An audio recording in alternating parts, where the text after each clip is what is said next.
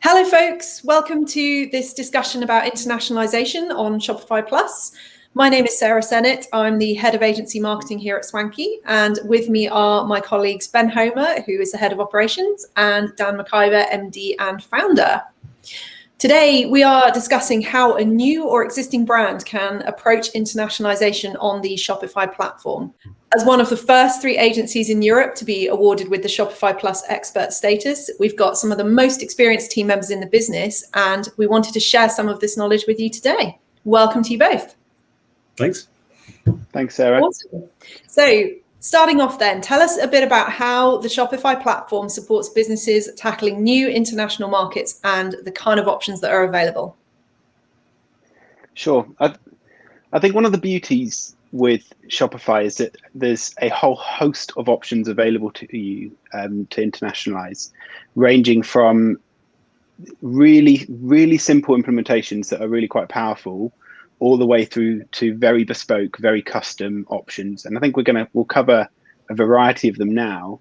But it's one of those wonderful situations where you have the choice of either going simple implementation that gets you off the ground and internationalizing quickly, but will of course come with pre-packaged solutions or whatever you want to call them, all the way through to you can do it very bespoke to fit exactly your business's needs.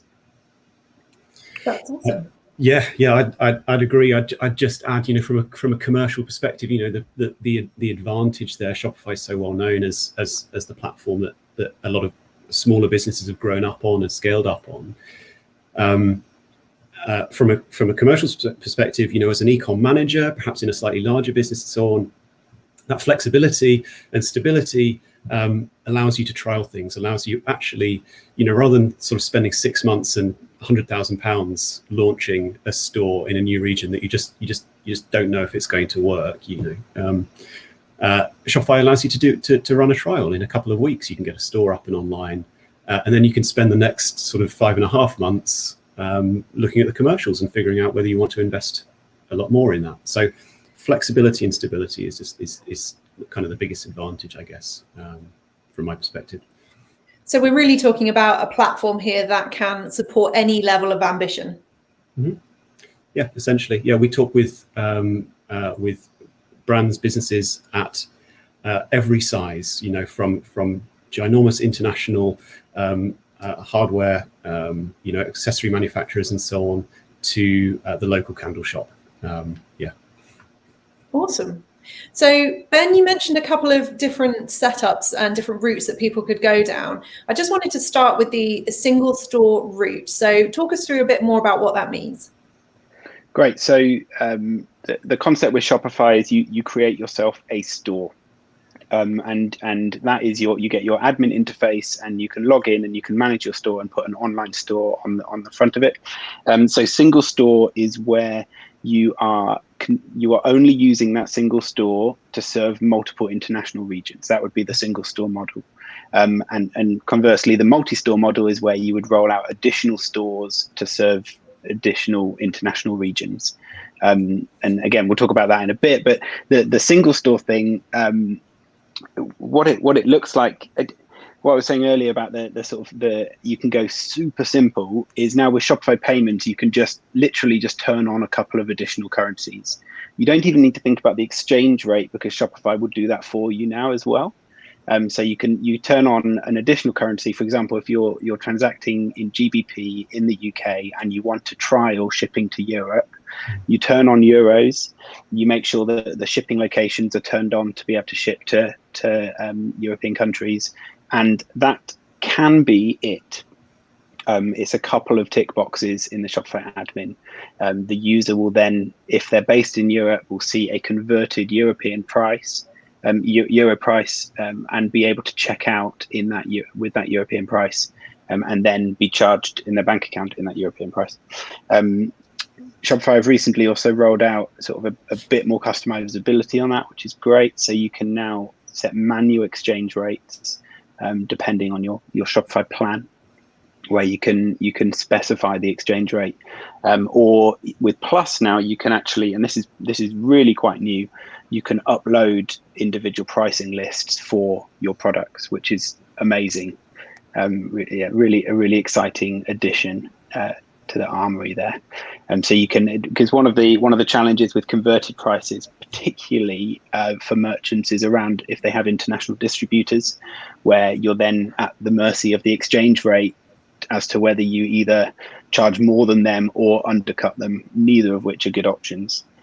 So the pricing list enables you to do that, to manage that effectively. So from what you were saying there, this is a super new addition, being able to set prices. Is it exclusive to Plus? So the individual pricing list is exclusive to Plus, yeah. And actually it's so new that there isn't really a user interface, or isn't much of a user interface for it. So as we speak, the way to manage that is with a CSV upload for individual products. But doubtless in the coming months, they'll roll out a neater user experience where you can see individual prices and manage individual product prices in the product admin in Shopify. So if you're going down the single store route, how do you handle content in multiple languages? Sure. So the other aspect that Shopify have rolled out here is called Multilanguage. Mm-hmm. So what that enables is subdirectories for different translations of your store. And you have to use a translation tool, but there are a whole variety of them now that can tap into that. And they will then serve the translation over the top of your store content based on the language that is being served, and can even do the tidy URL thing where it changes it to a subdirectory, or you can attach other URLs to that now as well. So you could maintain a subdomain structure or CCTRDs. Dan, I don't know if you want to add anything. No, that's the technology of it. Yeah, spot on. So from a business perspective, I'm getting the feeling that it makes it even more accessible than going international ever has with a single store approach. What kind of business, what sort of level of turnover are we talking about that this solution might be suitable for? Yeah, that's a really interesting question. And actually, I think the first question to ask as a merchant considering this, a business considering this, is what is the value of the market that I'm moving into? There are plenty of businesses here in the UK that could double their market by selling into the USA, but they could also double their market, double their revenue by doubling their effort in the UK. So that's you've got that kind of you've got that quite important question of actually is the workload here worth it versus just refocusing and doubling down on local. But sometimes it's actually the local market is 20%, and there's a huge opportunity in Australia, which we sometimes see with our clients. And they want to work with our Australia office and team to launch over there. And when that's the case, you've really just got to get the spreadsheet out, plug in the numbers to the extent that you have those numbers available. And it's probably worth saying that we can help people to get those numbers, to get some idea of market size and opportunity in different regions. But yeah, it sort of doesn't matter how big the business is, because the as we kind of said at the start, the barriers to entry are so low now. It's relatively straightforward to do. It's really just a question of where your effort is best placed in the kind of short term to make the biggest wins now, I suppose. Yeah. So with the barrier to entry being so low from a single store perspective, you could think about the task of internationalization as almost exclusively a marketing task. Would you say that was fair? Almost exclusively, but I think we've definitely have many experiences where there are operational concerns, fulfillment, reverse logistics, customer support in different languages. There are lots of kind of operational factors to consider. but most of them are scalable, and sort of the level of effort is scalable. So it is a question of how significant you want your commitment to be, how and so on in other regions. Ben, I don't know, perhaps you've got some thoughts on the sort of the additional operational considerations. Yeah, and I think it's been a particular hot topic over the last few months with things in Europe, like the UK with Brexit. In the US, there's a whole host of changes around data privacy and all sorts. So all of these considerations that Shopify is having to move very quickly to keep up with. I mean, so a particular operational challenge in the UK recently has been around Northern Ireland with Brexit, and even to the point where we've had to help merchants very quickly prevent users from being able to purchase there, just in the short term whilst things settle down.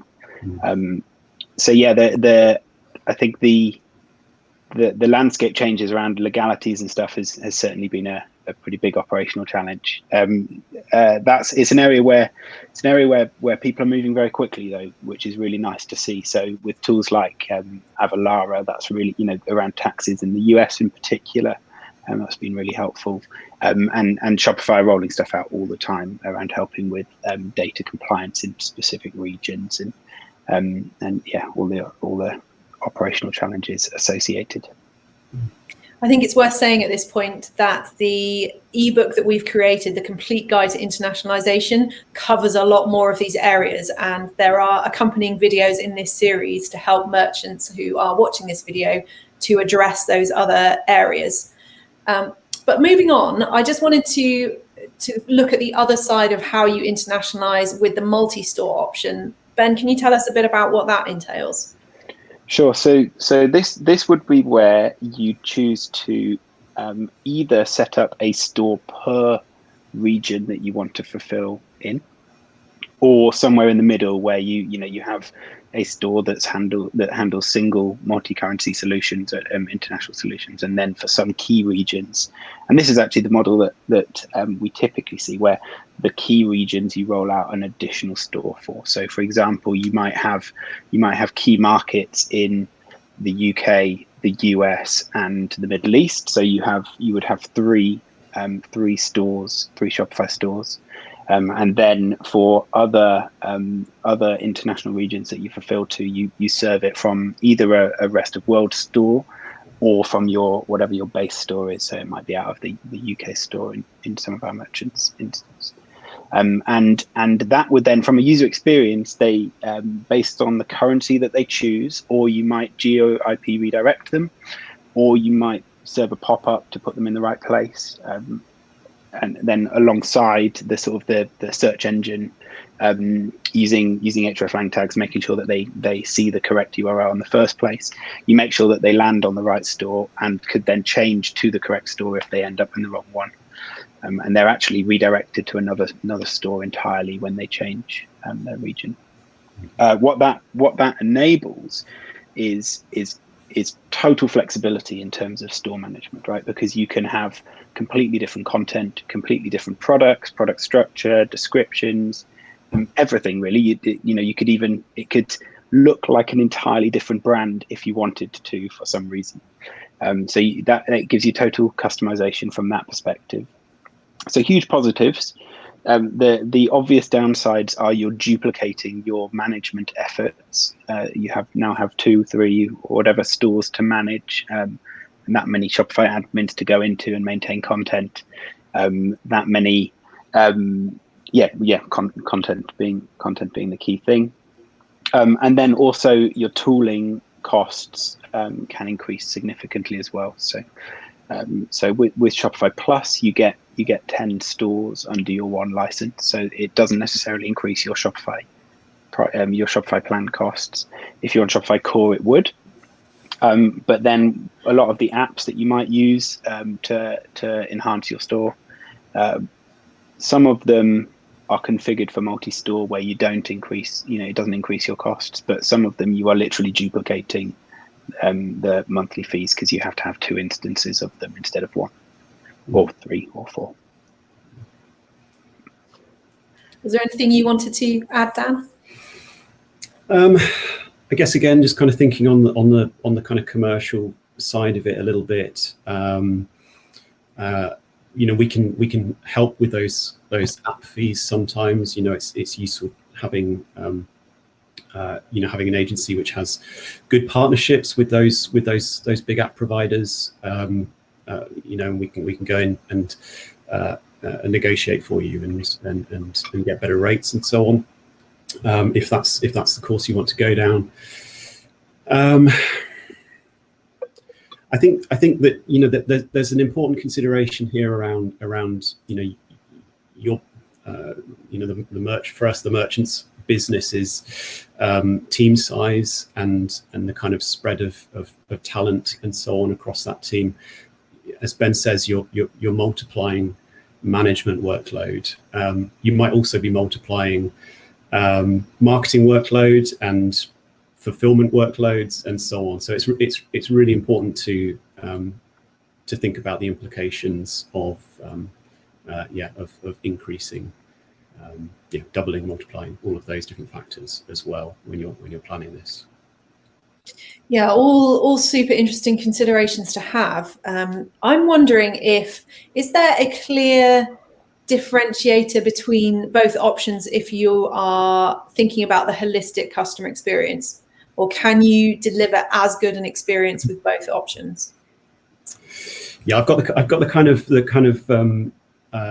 slight cop out, but is true answer, commercial answer, which is again you've got to go back to the spreadsheets and look at the commercial value of those different approaches. It will almost certainly invariably cost more to do individual stores, but particularly if you're tailoring that store content, that product offering, and so on, to a market that just wouldn't receive it in the same way, as you communicate it in your native market. You could see conversion rates double, right? You could see customer retention, and average order values increase measurably as a result of that really substantial personalization of the experience. And it's very difficult to predict. It's often very difficult to predict what that impact will be. And again, that's something that we can help to map out and actually sort of put the numbers together and figure out what is going to be commercially viable and have a good ROI. But from my perspective, that's the way to make that decision. So for a business that is thinking about internationalizing, or they're a new brand coming into a brand new market, and they decide to go one route or the other, is it easy to switch strategies? Does Shopify allow the kind of switch between single or multi-store, and then vice versa, depending on your operational needs? Yeah, it is. But I'll let Ben do the slightly more complex sort of bit on this, which is what changes, I suppose.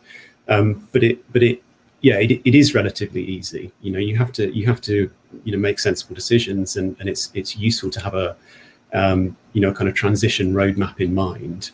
But ultimately, you are working on pretty much the most flexible, stable platform there is for this.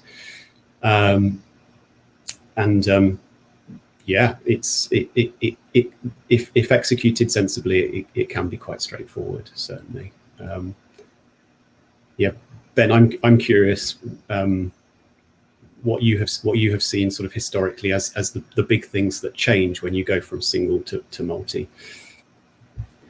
Yeah, sure. And I suppose to add, Dan, completely agree with what you're saying, that the thing that we often we try to help our merchants get away from is the concept that the decision is one or the other with multi-store, single store.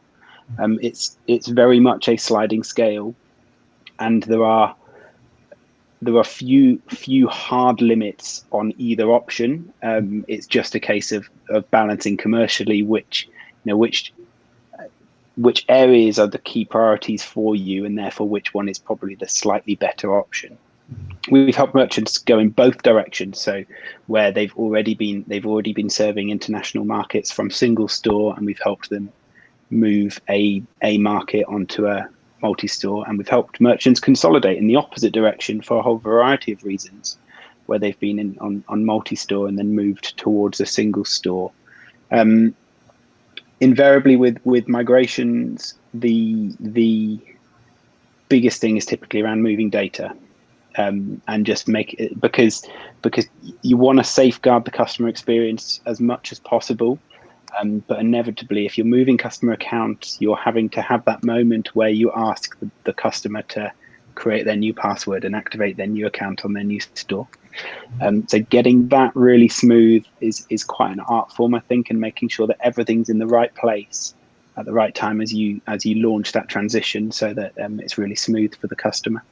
And then making sure that all their data is in the right place. So, that they still have their order history, they have their loyalty points if you're running a loyalty program, that the gift card they purchased is, all of these things, right? So that's often a key focus. And then SEO, you hear these horror stories of moving from one direction to the other. And before you know it, you have duplicate URLs everywhere, or you have incorrect canonicalization that means that the SERP just gets confused. And so you want to make sure that you're really hot on that. A lot of it can be taken care of for you. That doesn't make sense. But Shopify will handle a lot of that for you already, with its native international functions. If you're moving to, I suppose it's a key consideration if you're moving to a multi-store model. And then the other one is around tooling, so the apps on the store, and your back-end functionality. So just making sure all of your fulfillment and all of that is all considered and properly connected into the store as you move it across. The sort of storefront element typically is relatively straightforward, with some exceptions, of course, always. Always.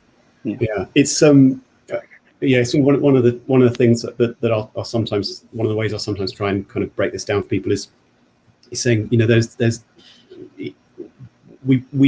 know how to do it, right? There's a great big checklist, 40 different items, and some of them are super trivial and some of them are incredibly important.